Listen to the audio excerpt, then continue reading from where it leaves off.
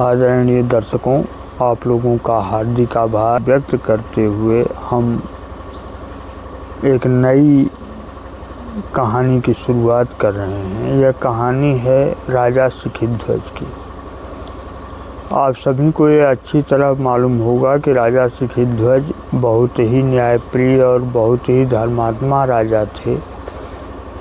भक्ति उनके जीवन में प्रमुख तत्व थी और भक्ति के नाते ही उन्हें काफ़ी कुछ प्रसिद्धि मिली थी और आम जनमानस में उनका नाम पूर्णतया प्रचलन में है, क्योंकि यही एक ऐसे राजा थे जो एक संत के भिक्षा मांगने पर उसके पालतू शेर के लिए अपने पुत्र को आरे से चीर करके भोजन बना करके दिया था और उसमें उनकी महारानी ने भी उनका सहयोग किया था। ये बहुत बड़ी बात है। ये इस धरती पर एक तरह से पूर्णतया असंभव कृत्य है और जो ऐसा कर ले वो अपने आप में ही उसका क्या कहना हम खुद नहीं कह सकते। ऐसे ही राजा सिखिध्वज एक बात सामने आती है कि आखिरकार इनको ऐसा ज्ञान कहाँ से था। तो इनके बाकी एक कहानी, जब इनके मन में अचानक ये आया, असल में एक जगह ये घूमने के लिए गए थे और उन्होंने देखा कि वो स्थान बहुत ही सुरम्य है। अगल बगल उसके ऋषियों का आश्रम था और बहुत ही शांतिदायक स्थान था वो। उन्होंने वहाँ रात व्यतीत की और उनके मन में आया कि यदि ऐसा मेरा भी जीवन हो जाए तो सबसे अच्छा है। हर वैभव से उबे हुए थे, उनके मन में ये बात जम गई और एक दिन संन्यास लेकर के चुपके से ही एक जंगल में जा पहुँचे और वहाँ समाधि लगा करके बैठ गए। इसका वर्णन हमने सन 1988 के आसपास एक कविता में पढ़ा था। उस कविता का कुछ अंश मैं आपके सामने प्रस्तुत करता हूँ। आपको जैसा लगे वैसा हमें सुझावित करिएगा।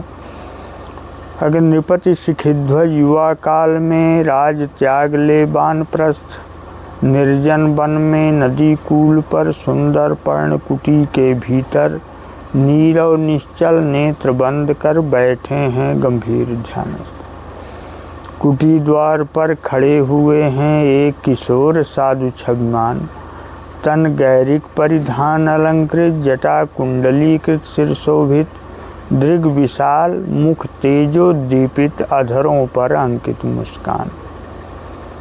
तरुण तपस्वी खड़े वहाँ थे नृप दर्शन के अभिलाषी, निर्निमेष लोचन इंदीवर बांधे थे टकटकी नृपति पर और उनके ध्यान भंग की सादर करते हुए प्रतीक्षासी।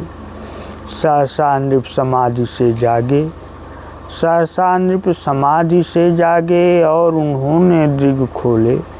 पड़ी दृष्टि द्वारस्थ साधु पर, चौंके लख वह मूर्ति मनोहर।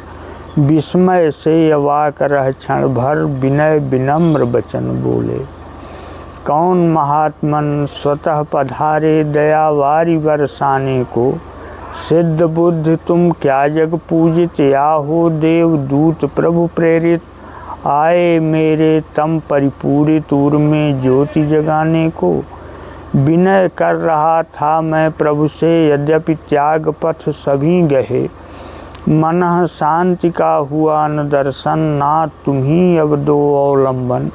इतने में खुल गए विलोचन और देखा तुम मुस्करा रहे।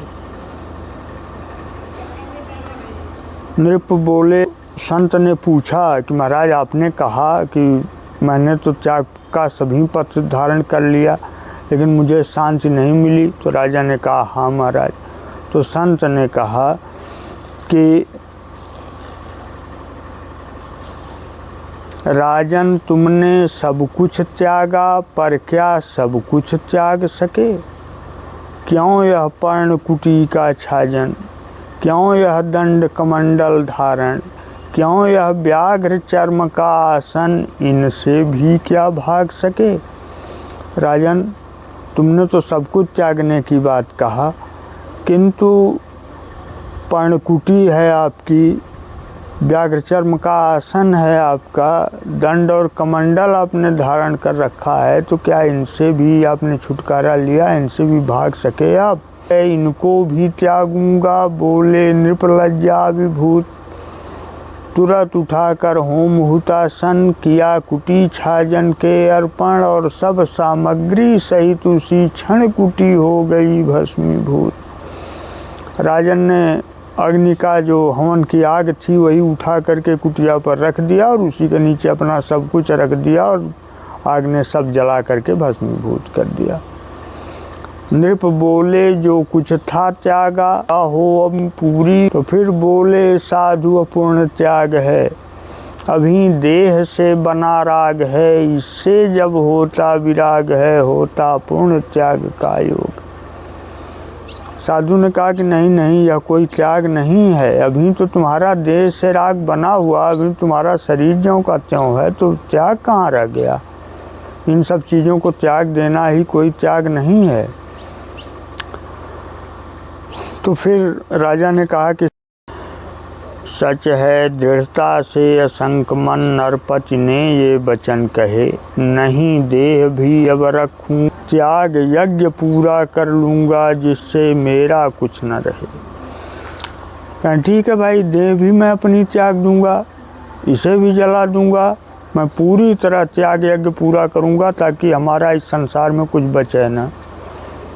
तो बीन लकड़ियाँ चिता सजाकर आग लगाई नरपति ने, उठी ज्वाल माला तरंगवत, कर उसको साष्टांग दंडवत, और हुए कूदने को ज्यों उद्यत, त्यों ही बाधा दी यति ने। लकड़ियाँ बीने, उसकी चिता सजाए, और इसके बाद जब आग उसमें धधकी, आग जलाने के बाद तो फिर उसमें कूदने ज्यों ही चले, त्यों ही साधु ने रोका। इस प्रकार आपने इस कहानी का पहला भाग सुना, जिसमें आपको हमने बताया कि राजा लकड़ियाँ बीन करके चिता सजाए और उसके बाद उसमें ज्यों ही कूदने चले त्यों ही साधु ने रोका। आगे क्या होता है इसको अपने अगले भाग में हम आपको फिर समझाएंगे।